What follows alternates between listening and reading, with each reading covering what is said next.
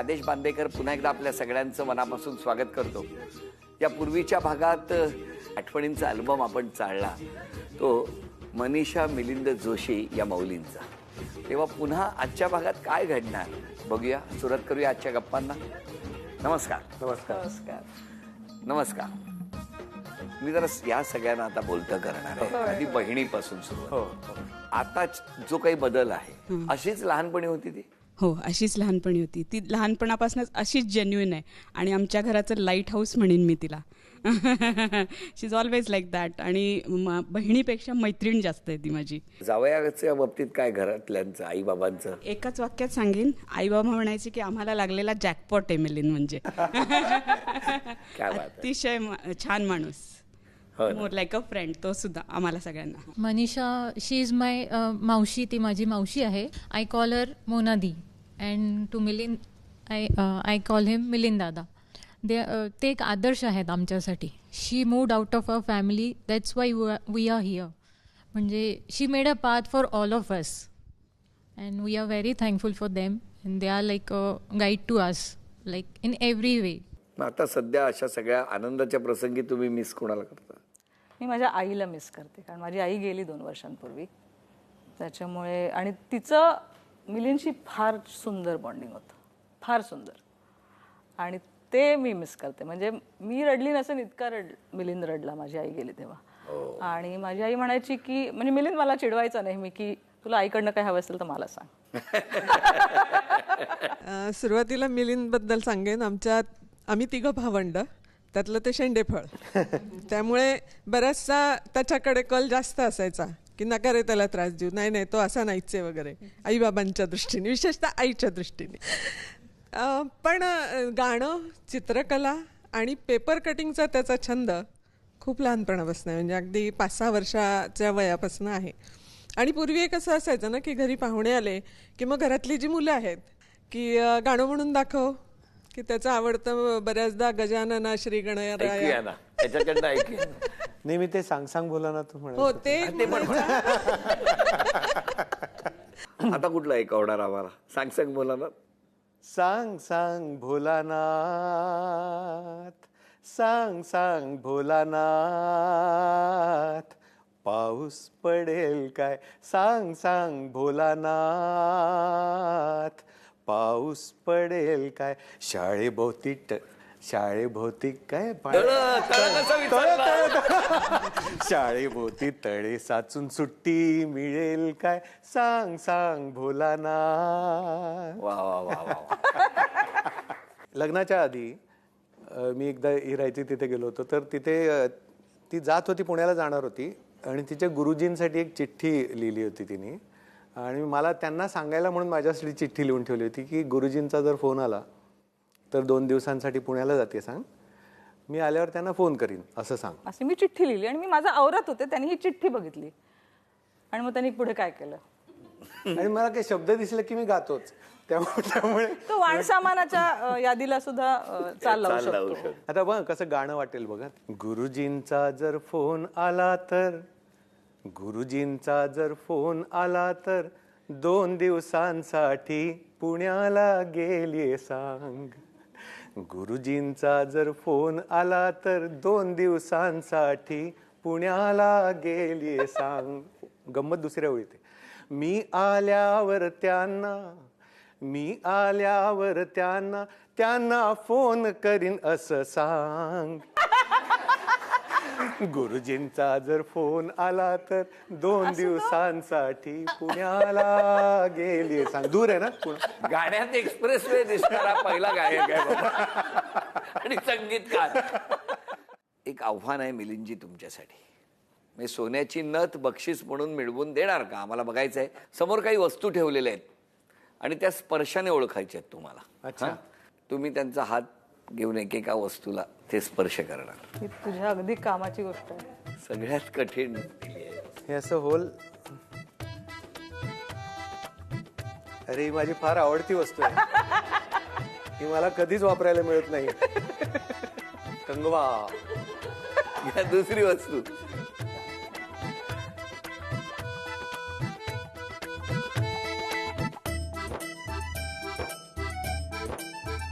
रुमाल. अभिनंदन. चला 2. तिसरं.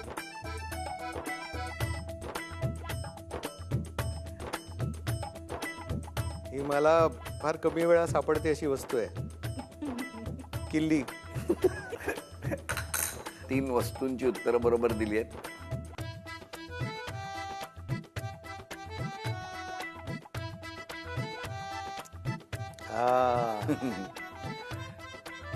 पेन. बरोबर. आता फार महत्वाची गोष्ट आहे.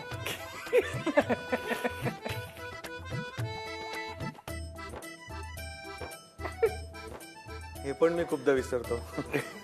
पाकिट. अभिनंदन. अभिनंदन. झी मराठीकडून ही सोन्याची नथ. Thank you so much. तुमच्यावर केली कधी कविता यांच्यावर? कुठली एकदा केली. कुठली? तेव्हा अगदी तेव्हा आमचं लग्न ठरलं तेव्हा. चाल पण आहे त्याला, मी गाऊन दाखवतो. हो. आमच्याकडे सगळं चाली सगळं ईर्षा. तू माझे स्वप्न. ते वॉल्ट्स. टाक टाक टाक टाक. प्रेमाला बरं असतं ते. तू माझे स्वप्न. टाक टाक टाक. माझी दिशा, माझी आयुष्य आशा. तू माझे सूर, माझी कविता. तू माझे सूर, तू माझी कविता. तू माझी मनीषा, तू माझी मनीषा. तुम्ही आता हसत होता ना, पण मला ना लग्नात संध्याकाळी पाठवणी करताना मुलगी रडते ना, तसे एक्सप्रेशन दिसत होते. काय म्हणणं आहे तुमचं या दोघांबद्दल? संगीत ही शुद्ध कला आहे. संगीत किंवा चित्रकला, कविता लिहिणं या खरं शुद्ध कला आहेत. याला दुसऱ्यांची फारशी गरज लागत नाही, आहे की नाही. तर त्या एखाद्या शुद्ध कलेच्या ह्याच्यात वावरणारे हे दोघं जण खूप छान आहे. त्या दोघांचंही आम्हाला खूप कौतुक वाटतं, खूप छान अभिमान वाटतो खरं म्हणजे. किंवा शिरवाडकरांच्या कवितेला त्यांनी चाल लावली होती कुसुमाग्रजांच्या, आणि आम्ही नाशिकला होतो.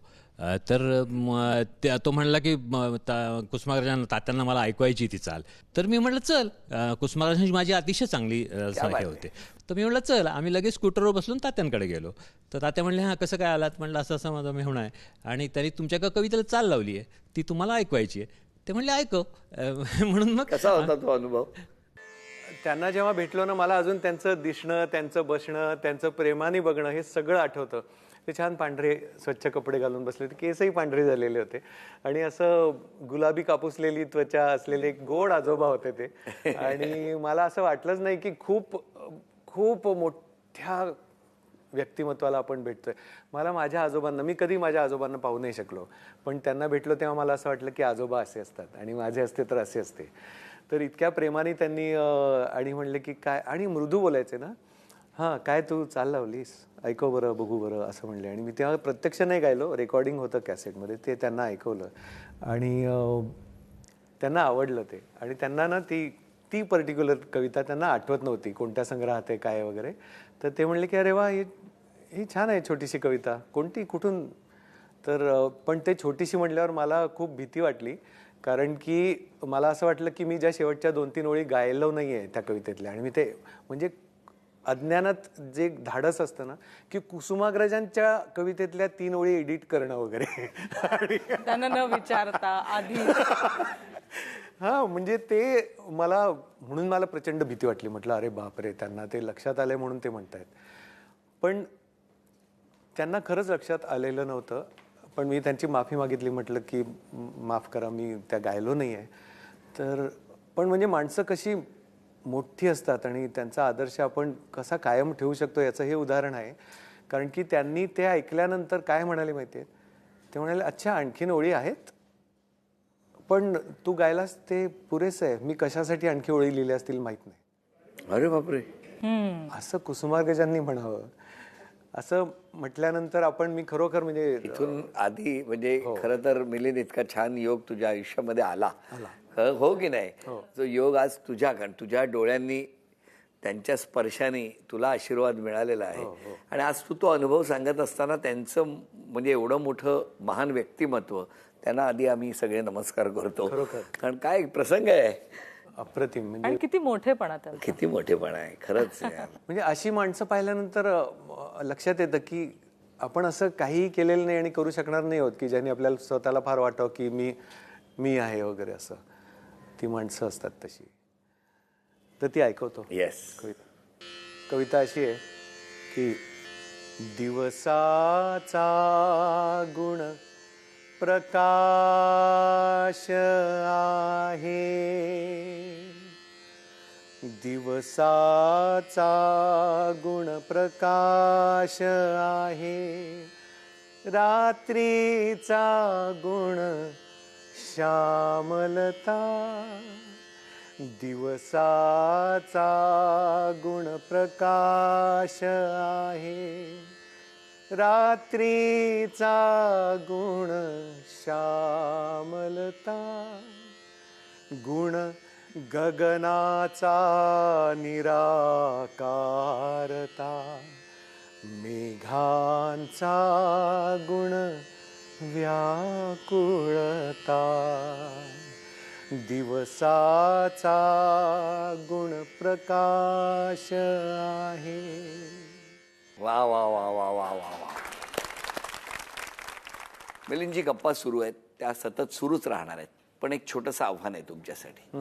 समोर काही फोटो दाखवणार आहोत, ते अचूक ओळखले तर या माऊलीला झी मराठीकडून तन्मणी बक्षीस म्हणून मिळवून देणार आहात तुम्ही. वा. पु ल देशपांडे. अभिनंदन. बरोबर ओळखलं. विंदा करंदीकर. क्या बात है. हे असेचे फोटो दाखवल्यावर मला आधी नमस्कार करायला पाहिजे. वा. गदिमा. वा वा वा, खूप छान. झी मराठीकडून हा तन्मणी. धन्यवाद. वा, आज माझे लाड चाललेत. थँक्यू. बरं, झी मराठीची कुठलं तुम्ही शीर्षक केलं होतं पहिलं? झी मराठीने तर आम्हाला दोघांना ओळख दिली असं म्हणायला मग मी झी सारेगामा जेव्हा पहिलं सुरू झालं त्याची फर्स्ट पार्टिसिपंट आहे. हो, तिथून सुरुवात. हो, तिथून सुरुवात. आणि मग त्याच्यानंतर मी झी साठी काम केलं, प्रोडक्शन मध्ये काम केलं. जवळजवळ 1.5-2 वर्ष मी झी म्हणजे TV हिंदी साठी- सारेगम. हिंदी हो, सारेगम. हिंदी सारेगामा. आणि तेव्हा मिलिंद तेव्हा नुकतंच झी मध्ये पण यायला लागला होता, तर तेव्हा त्यांनी पण तेव्हा टायटल सॉंग्स केली होती, बॅकग्राऊंड म्युझिक्स केली होती. सो झी शी फार जुनं नातं. पण झी मराठी, झी मराठीवरती म्हणजे मला आता हे फार आनंदाचं वाटतंय, विशेषतः होम मिनिस्टर आदेश बांदेकर आणि झी मराठी. आदेश बांदेकर का म्हणालो ते पण आता सांगणार आहे. बापरे. तू छान मित्र तर आहेसच, किंवा आदर ठेवावा असं प्रेमळ व्यक्तिमत्व आहेस तू. पण मला पहिला पुरस्कार संगीतकार म्हणून जो मिळाला तेव्हा झी मराठीचं नाव अल्फा मराठी होतं आणि तो पहिला 2000 सालचा जो पुरस्कार सोहळा होता, अल्फा गौरव तेव्हाचा. हा, तेव्हाचा अल्फा गौरव. तर तो सोहळा मला बेस्ट म्युझिक डिरेक्टर बिनधास्त सिनेमासाठी पहिलं अल्फा गौरव, म्हणजे आताचं झी गौरव म्हणता येईल, असं मिळालं. ही तर त्याची आठवण आहेच, पण मला ना तो सोहळा अतिशय नीटनेटका आणि इतक्या वाजता सुरू होऊन इतक्या वाजता संपणारा हा म्हणून सुद्धा लक्षात आहे. आणि तेव्हा मी विशेषतः विचारलं होतं की हे कोणी सगळं केलं, तेव्हा मला कळलं होतं की आदेश बांदेकर. आणि दुसरं आणखीन महत्त्वाचं म्हणजे जे आमच्या मनीषासाठी आणि माझ्यासाठी दोघांसाठी आहे, झी मराठीवर अतिशय लोकांचं प्रेम मिळालं असं आमचं एक शीर्षक गीत प्रतिमा कुलकर्णींनी केलेली एक मालिका होती.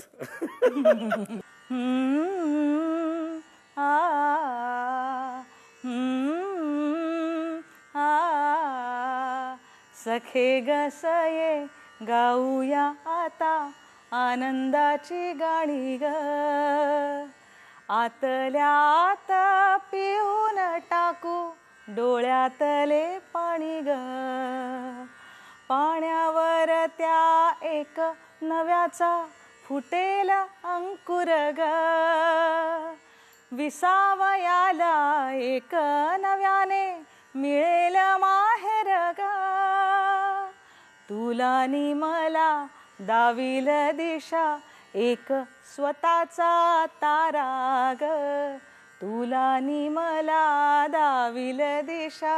एक स्वतःचा तारा ग, शोधून त्याला जिंकून घेऊ, खेळ हा सारा ग. हा.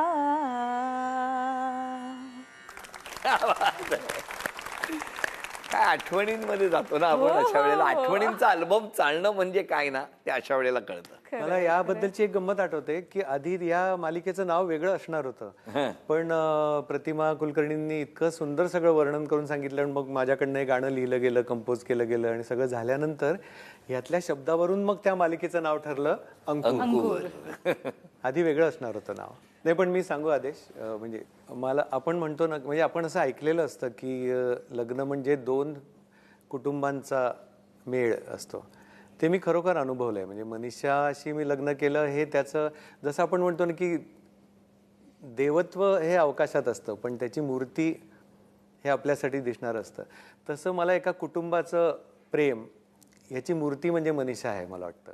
आणि मनीषाच्या साईडचं पूर्ण जे कुटुंब आहे त्यांचं इतकं प्रेम आहे की म्हणजे आत्ता श्वेता बोलली खरं, पण तिच्या एकटीच्या बोलण्यातनं मला खूप सगळ्यांचे आवाज, सगळ्यांचे चेहरे, सगळ्यांनी प्रेमाने करून खाऊ घातलेलं सगळं आठवतं.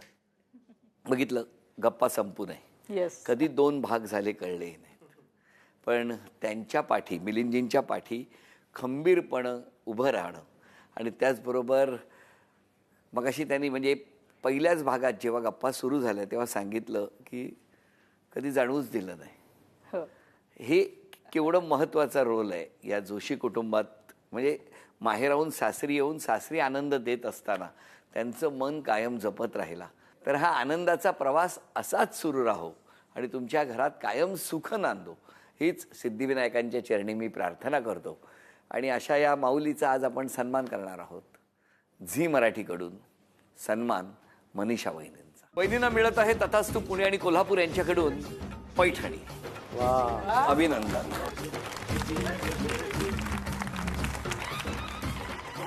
जोशी कुटुंबाला आणि आपणा सर्वांना शुभेच्छा देऊन आजचा भाग इथेच संपतो आहे.